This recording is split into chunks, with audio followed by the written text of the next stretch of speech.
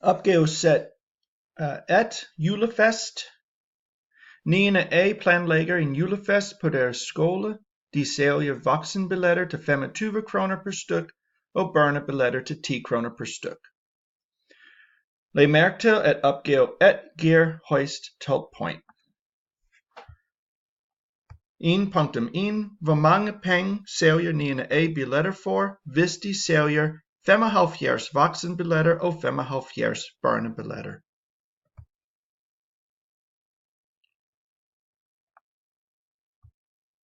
Mit spørgsmål lyder, hvor mange penge sælger klassen billetter for?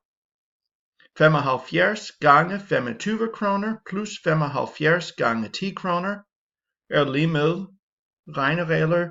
Vi skal gange, for vi plusser. 75 gange 25 er 1875. 75 gange 10 er 750. 1875 plus 750 er 2625.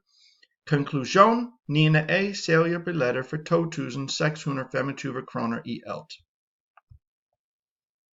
Opgave 1.2. En familie betaler 115 kroner for 3 voksenbilletter og nogen børnebilletter. Hvor mange børnebilletter køber familien? Opgave 1.2. Mit spørgsmål lyder, hvor mange børnebilletter køber familien? Så har vi en ligning. 3 gange 25 plus 10 gange x, vores ukendte beløb, er lige med 115. Så har jeg ganget 3 gange 25 er 75, så 75 plus 10x er lige med 115. Så har jeg minus 75 på begge sider lighedstegnet, og har 10x er lige med 40. Så dividerer jeg med 10 på begge sider, og x er lige med 4. Konklusion: familien køber 4 børnebilletter, da 3 gange 25 plus 4 gange 10 er 115 kroner. Opgave 1.3.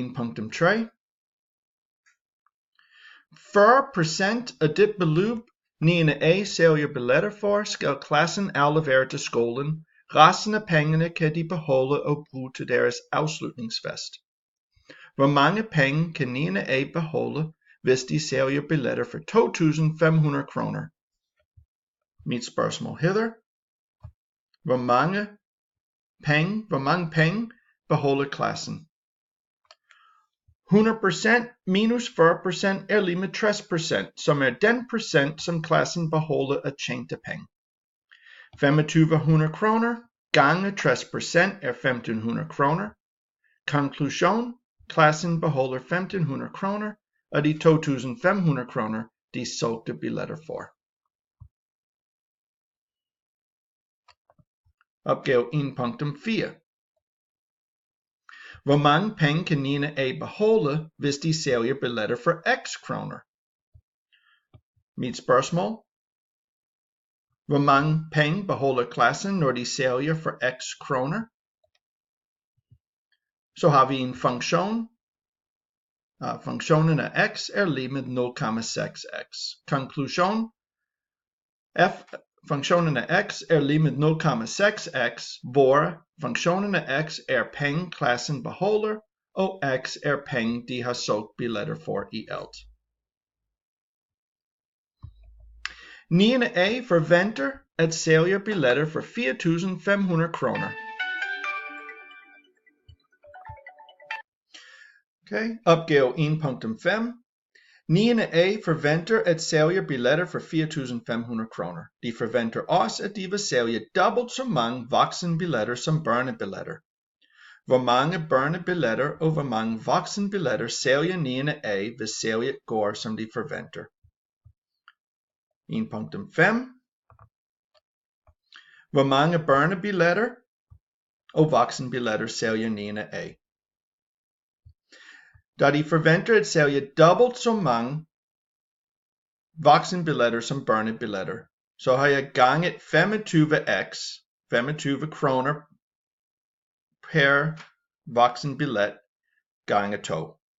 Dobbelt så mange voksenbilletter som børnebilletter. Voksenbilletter koster 25 kroner, børnebilletter koster 10 kroner. Så 50x plus 10x er lige med 4500. Så kan vi jo reducere. 50x plus 10x er lige med 60x. 60x er lige med 4500. X er lige med 75 kroner. Det vil sige, at vi sælger 75 børnebilletter og 150 voksenbilletter. Så kan vi lave en check og se, hvis det passer.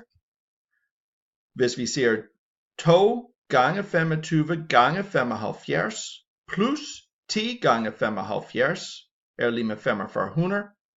2 gange 25 gange 75 er 3750. Og 10 gange 75 er 750. Og 3750 plus 750 er lige med 4500, så det passer. Konklusion. Klassen sælger 75 børnebilletter og 150 voksenbilletter. Så kommer vi til opgave sæt 2. Juletræsfødder. Opgave 2 giver højst 11 point. Før julefesten vil Nina A fremstille nogle juletræsfødder, der ser ud som vist på tegningen herunder. Hver juletræsfod består af 4 træstykker. Skitsen herunder viser et af træstykkerne set fra siden. Opgave 2.1. Hvilken 2 typer firkanter er skitsen opdelt i?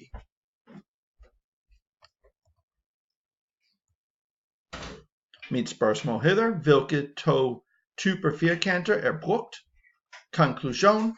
Figuren til venstre er et trapez, og til højre et parallelogram eller en rektangel. Opgave 2.2. Eleverne skal bore et hul i midten af den del af træstykket, der svarer til den skævede firkant på skitsen.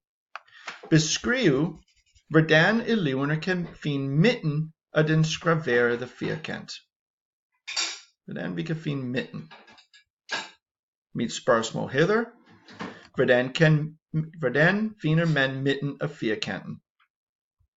Konklusion. Man finder midten ved at indtegne firkantens diagonaler og markere skæringspunktet. Se GeoGebra-billedet. Og her har jeg lavet et firkant. Jeg har lavet en side til 12 cm. Den anden side ved vi ikke, men det er sådan set lige meget. Så har jeg indtegnet diagonalerne.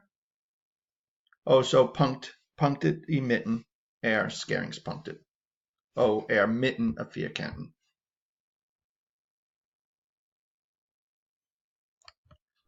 Opgave 2.3. Længden af siden B skal være mellem 15 cm og 25 cm.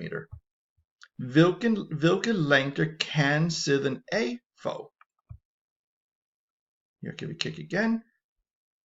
B skal være mellem 15 og 25 cm. Hvad kan længden af side A være? Så har jeg indtegnet, lavet 2 tegninger i GeoGebra. Den første tegning er, hvor side B er 15 stykker. Og så hvor side B er 25. Og jeg zoom, så vi kan se det lidt bedre.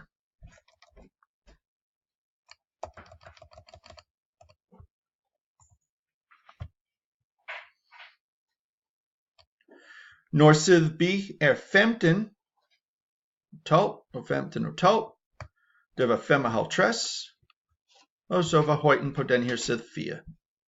Da jeg har lavet tegningen i GeoGebra, så har jeg lavet et linjestykke fra punkt C her til punkt F her, og kan se, at længden af side A er 40,79 cm. Når side B er 25 enheder, så sid A 31,05. Konklusion. Sid A kan have en længde mellem 31,05 og 40,79.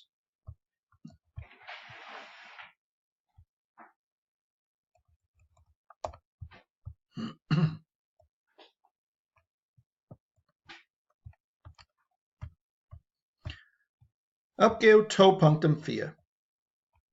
9. A vælger, at længden af siden B skal være 15 cm på deres juletræsfødder. De vil save træstykkerne ud af brædder, der er 450 cm lang og 12 cm brede. De vil fremstille 20 juletræsfødder, og de vil købe så få brædder som muligt. Undersøg, hvor få brædder 9. A kan nøjes med at købe. Du skal begrunde dit svar med tegning og eller beregning. Jeg har lavet nogle tegninger. Igen, jeg zoomer ind, så vi kan se det lidt bedre.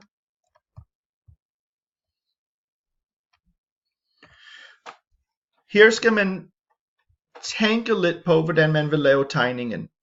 Jeg kan ikke tegne hele brædden, fordi så er det en side 450, og den anden side er 12, og det vil gøre det næsten umuligt for at se, for at kunne se mit brædde, og at tegne i det. Så det jeg har valgt at gøre, er at bruge akserne. Så jeg har lavet et linjestykke fra 0 til 12, og så bruger jeg x-aksen på den her måde. Så har jeg tegnet 2 juletræsfødder. Den ene er 12, fra A til B, fra B til C er 55. Jeg må indrømme, jeg burde have lagt længderne. Jeg har glemt at sætte længderne på min tegning, men det er okay, fordi vi kan faktisk godt se længderne med, fordi jeg har brugt akserne. Fra C til E var 4, fra A til D er 15, og så har jeg lavet et linjestykke fra D til E. Så har jeg fundet det sted, hvor jeg kan lave 4, lige præcis 4, fra G til F. Det endte med at være på 35. Så fra 35 til 90, 35 plus 55 er 90. Så er det 12, så er det 15, og så har jeg lavet mit linjestykke her. Det vil sige, at jeg kan få 2 fødder ud af 90 cm af brædden. Som jeg skriver her, man kan få 2 fødder ud af 90 cm af brædden. 450 divideret med 90 er 5. 2 fødder 5 gange giver 10 fødder per brædde, og 2 brædder for at lave 20 juletræsfødder.